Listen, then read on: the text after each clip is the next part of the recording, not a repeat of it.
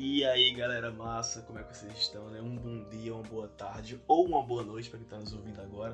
Queria dizer que para mim é uma honra enorme estar fazendo essa ponte entre meio jurídico e mídias sociais, né? Vencendo assim aos poucos, né? De forma efetiva também, essa questão das barreiras de comunicação, né? Evoluindo o direito para que ele possa ser mais amplo e mais comunicativo.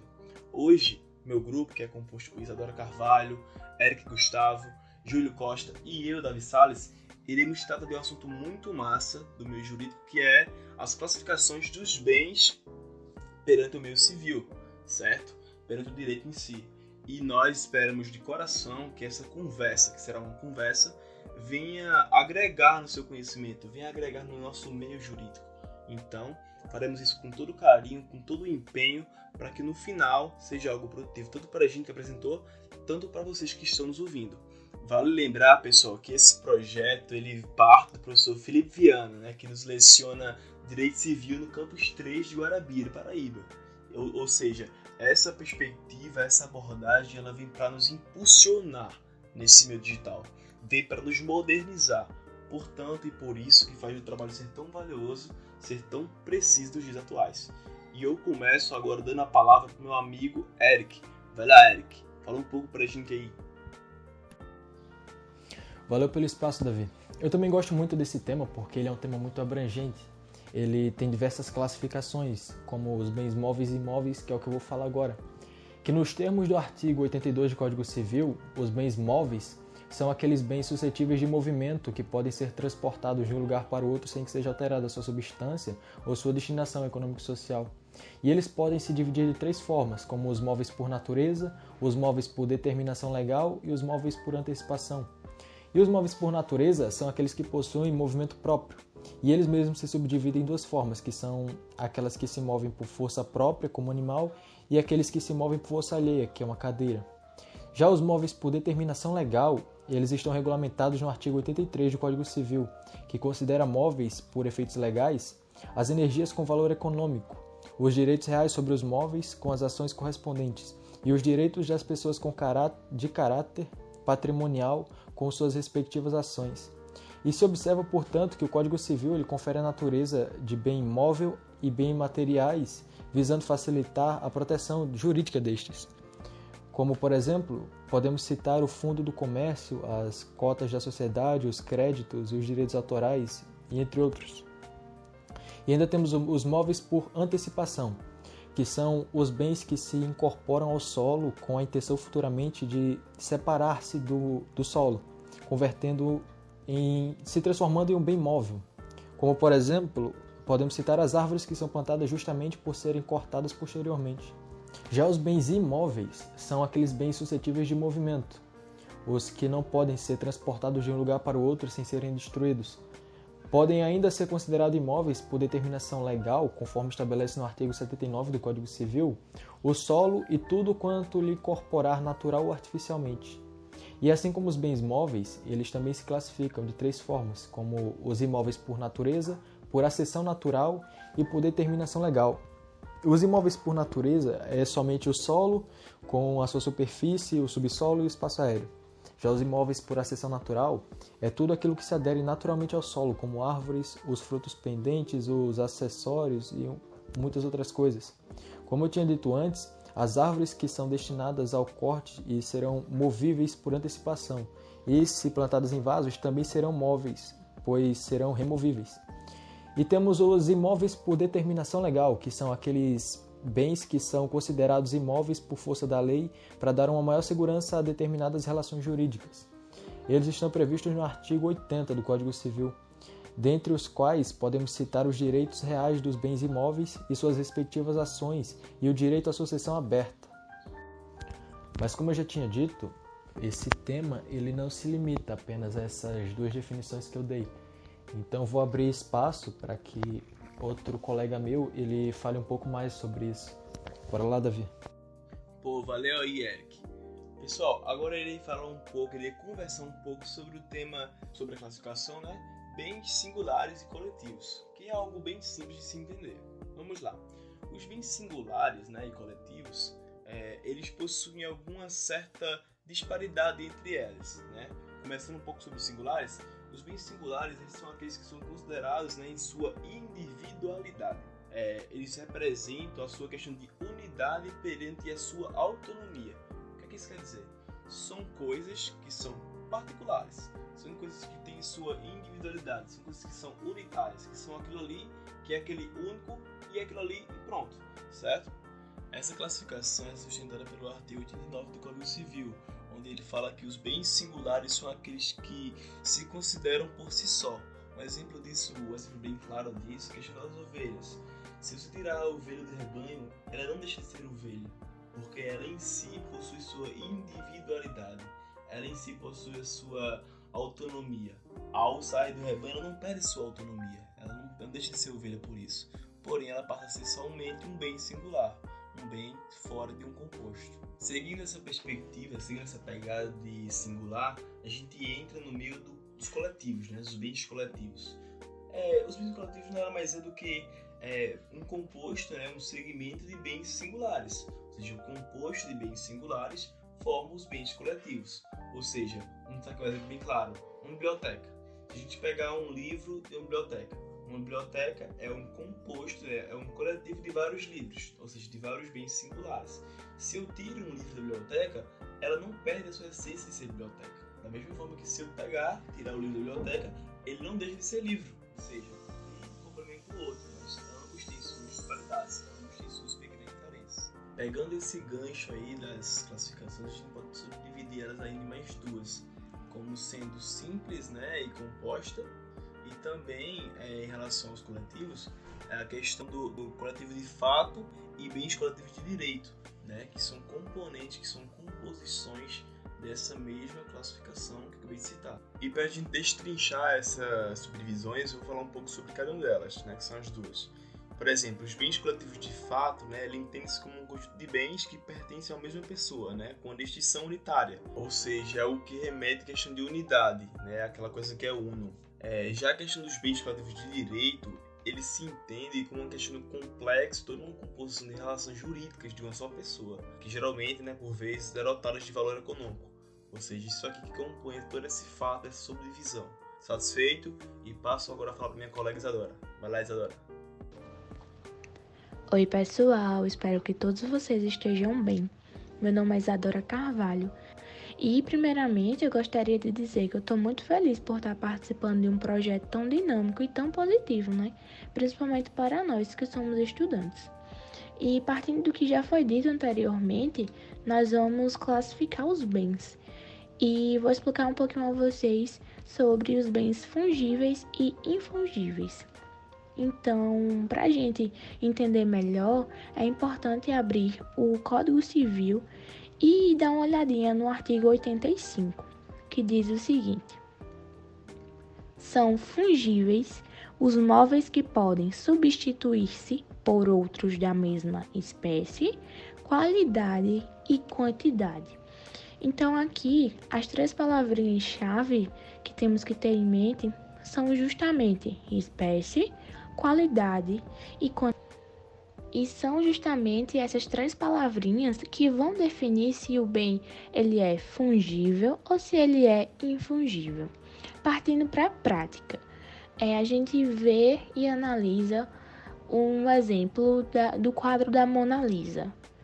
Ele é substituível? Tem como a gente encontrar outro quadro da Mona Lisa de mesma espécie, qualidade e quantidade? Não, não é possível, porque o quadro da Mona Lisa ele é insubstituível, ou seja, ele é infungível. Já quando a gente pega uma peça de roupa, um celular, um relógio, há outros de mesma espécie, qualidade e quantidade. Então esses bens, eles são substituíveis, ou seja, eles são fungíveis. E para darmos continuidade a essas classificações, agora nosso amigo Eric vai falar um pouquinho sobre os bens consumíveis e inconsumíveis. Já os consumíveis, pelo Código Civil, em seu artigo 86, afirma que são consumíveis os bens móveis cujo o uso importa destruição imediata à própria substância, sendo também considerados tais os destinados à alienação. Assim, os bens consumíveis, eles são os bens que são destruídos após serem utilizados, como o dinheiro, a comida o livro para o vendedor, etc. Nos bens consumíveis, por natureza, o seu simples consumo implica sua destruição. Porém, também é considerado consumível a coisa destinada à alienação, como por exemplo um rádio. Para o vendedor da loja, ele é considerado um bem consumível, tendo em vista que com a venda dele, ele se desfará dele. Porém, para o comprador, ele vai se transformar num bem inconsumível, uma vez que ao adquirir a propriedade, ele irá usá-lo sem destruí-lo. E os bens consumíveis, eles podem se tornar inconsumíveis pela vontade das partes, como uma garrafa de vinho raro que foi emprestada para uma exposição, por exemplo. E em relação ao sentido econômico dos bens, eles podem ser consumíveis de fato, são os bens natural ou materialmente consumíveis, cujo uso importa a destruição imediata da própria substância do bem, como uma fruta, por exemplo. Podem ser os consumíveis de direito, que são os bens destinados à alienação, como dinheiro, por exemplo. E não se pode confundir os bens consumíveis com bens fungíveis. Embora geralmente as coisas fungíveis elas sejam consumíveis e as infungíveis sejam inconsumíveis. Tem os bens inconsumíveis, que são aqueles bens que não são destruídos pelo uso. Eles admitem o uso reiterado da sua alteração, da sua substância. Exemplo, um carro, livro de estudante. Os bens inconsumíveis, eles podem transformar-se em juridicamente consumíveis, como, por exemplo, um livro colocado à venda na livraria. E Isa vai falar um pouquinho mais sobre os bens divisíveis e os indivisíveis. Vai lá, Isa. E dando continuidade à classificação dos bens, nós chegamos agora no ponto dos bens divisíveis e indivisíveis. E para estudar melhor sobre esses aspectos, eu gostaria de lembrar os artigos 87 e 88, que estão previstos no Código Civil. Primeiramente, quais são os bens divisíveis? Como é que os bens podem ser considerados divisíveis? No artigo 87, especificamente, ele nos diz que os bens divisíveis, eles vão poder se fracionar, eles vão poder se dividir, sem que haja uma alteração na sua substância, sem que haja uma diminuição considerável de valor e sem que tenha também um prejuízo do uso a que se destinam. Já no artigo 88, ele cita que os bens que são naturalmente divisíveis, eles podem se tornar indivisíveis. E como é que isso acontece? Os bens naturalmente divisíveis, eles podem se tornar indivisíveis por uma determinação da lei ou até mesmo por vontade das partes. E agora, para darmos continuidade a todo esse nosso projeto, eu passo a palavra para nosso amigo Davi, que falará um pouquinho para a gente sobre os bens corpóreos e incorpóreos. Muito bem pontuado, minha colega Isadora. E para dar essa continuidade, esse segmento do nosso trabalho, eu irei falar um pouco agora sobre a questão dos bens corpóreos e os bens incorpóreos. Em síntese, também chamados como bens materiais e bens imateriais, os bens corpóreos, eles são bens que possuem uma existência física, Eles são algo que a gente pode tocar, pode ver, pode sentir, certo? Por exemplo, são coisas mais concretas, para assim dizer. Por exemplo, a gente pode citar um carro, uma casa, uma obra de arte, enfim, são coisas que a gente pode ver e tocar e são coisas que tenham e possuem matéria, Já a questão dos bens incorpóreos, das coisas imateriais, elas são um pouquinho mais complicadas de entender, certo? Elas têm um pouquinho mais de complexidade no seu entendimento mais concreto. Porém, não é algo impossível de a gente compreender, É um pouco complicado, a gente vai entender juntos aqui agora nessa nossa conversa. Bom, os bens incorpóreos, esses bens imateriais, eles são coisas abstratas, são coisas que a gente não consegue ver nem tocar. Ou seja, eles não têm uma existência física em sua composição. A gente pode classificá-los como sendo algo idealizado, que está nessa vertente do ideal, essa composição do idealismo, que a gente idealiza a coisa. Por exemplo, a gente pode colocar o crédito, a vida, a saúde. Um exemplo muito claro é os direitos autorais. Ele é um bem imaterial que a gente possui, certo? Que possui, na verdade, como um todo. E são um bem que a gente não pode tocar, mas ele existe. Ele é algo que a gente idealizou e ele existe, certo? Para ficar mais claro nessa compreensão, vou trazer aqui mais bem prático. Por exemplo, Um devedor deve ao seu credor tal valor. Esse valor de crédito, ele é um bem incorpóreo por parte do credor, certo? Ou seja, nós não podemos tocar nesse crédito, mas ele existe. Ele está lá e ele é assim um bem incorpóreo. Para ser ainda mais claro, irei trazer meu último exemplo. Pessoal, eu prometo que será meu último exemplo, tá? Imagine só que um autor de uma música, como a Luan Santana tem uma música, e esse Luan Santana, ele detém os direitos autorais daquela música, ou seja, aquela música é patrimônio dele. A gente não pode tocar na música, mas sabe que ela existe. Ou seja, essa ideia de ter o patrimônio, ela reforça a questão do bem incorpóreo, né? Do bem imaterial. E isso deixa bem claro a minha questão, a minha colocação. E passo agora a minha fala para o meu nobre amigo, compadre Júlio Costa. Vai lá, Júlio. Fala, Davi, muito obrigado pela palavra. Sobre os bens comerciáveis e não comerciáveis, os bens comerciáveis, eles podem ser negociados se estiverem dentro do comércio. E os bens fora do comércio, eles são divididos em dois, entre os que são insuscetíveis à apropriação e os que são legalmente inalienáveis. Um bem insuscetível à alienação seria um bem natural, um exemplo de um bem natural insuscetível à apropriação. A gente poderia citar o ar atmosférico, porque eu não posso tomar o ar para mim mesmo, não posso me apropriar do ar atmosférico.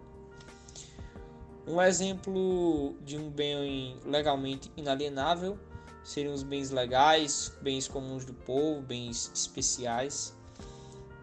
E a gente também tem os bens convencionais que estão fora de comércio. Por exemplo, eu tenho um determinado bem que eu dou para uma pessoa, só que essa pessoa só pode vender esse bem depois de um determinado tempo. Isso aí é um exemplo de um bem convencional que tem uma cláusula de inaliabilidade. Bom, quando a gente vai falar de bens principais e acessórios, especificamente sobre os bens principais, é necessário entender a etimologia da palavra.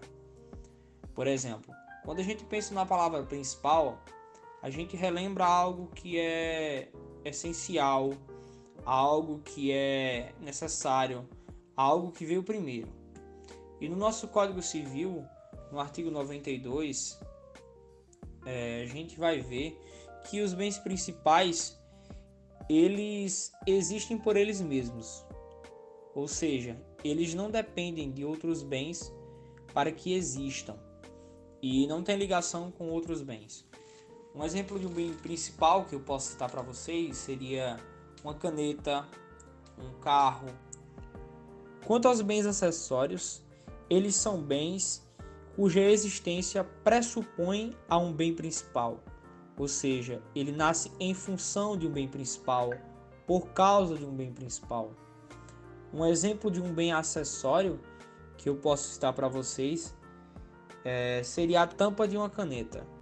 A tampa de uma caneta, ela só vai existir se existir o bem principal, que é a caneta. Os acessórios eles podem ser divididos em vários tipos, entre fruto, produto e benfeitoria. O fruto seria um bem acessório que se regenera. O produto seria um bem acessório que não se regenera. E a benfeitoria ela é dividida em três: necessárias, úteis e voluntárias. Necessárias, a gente poderia citar o exemplo com relação à conservação de um prédio. Vamos dizer que uma casa tem uma parede quebrada e eu vou lá e conserto aquela parede. Essa benfeitoria é uma benfeitoria necessária. Um exemplo de uma benfeitoria útil. Vamos dizer que eu tenho uma casa normal e eu vou lá e instalo nela um piso antiderrapante, instalo nela um ar-condicionado. Essa benfeitoria ela seria útil, ela incrementaria o espaço. E um exemplo de uma benfeitoria voluntária seria algo que embelezasse a estrutura, que embelezasse o espaço. Fala pessoal, e agora Isa vai concluir. E já chegando no finalzinho do nosso podcast, agora a gente vai falar um pouquinho sobre os bens públicos, que estão previstos nos artigos 98 ao artigo 103 do Código Civil. E já no artigo 98, ele nos diz que são públicos os bens do domínio nacional pertencentes às pessoas jurídicas de direito público interno. E quem são essas pessoas jurídicas de direito público interno? É justamente a União, são os estados, os municípios, as autarquias e as fundações. Então, tudo aquilo que não for pertencente às pessoas jurídicas de direito público interno é bem privado. E agora, para darmos continuidade a todo esse nosso projeto, eu passo a palavra para o nosso amigo Davi. E aí, galera, é com essa última fala de Isa que a gente encerra nosso podcast, a gente encerra nossa conversa aqui. E eu falo agora o nome do grupo e falo o seguinte, que pra gente foi um prazer enorme estar aqui, interagir com vocês, estar nesse contato, estar nessa conversa direta ou indireta também, né? E pra gente é muito valioso isso. Queria agradecer aqui em especial ao professor Felipe Viana por nos proporcionar esse novo meio de comunicação, essa nova experiência. Que a gente não só aprendeu o conteúdo de direito civil, mas também cresceu muito os olhares em relação à comunicação, em relação ao transpasse dessas informações. Portanto, fica aqui nosso muito obrigado a quem assistiu até o final, a quem nos ouviu até o final e também ao professor Felipe Viana por nos proporcionar essa nova experiência, né? Esse novo contato. E é isso aí, pessoal. Espero que gostem e valeu!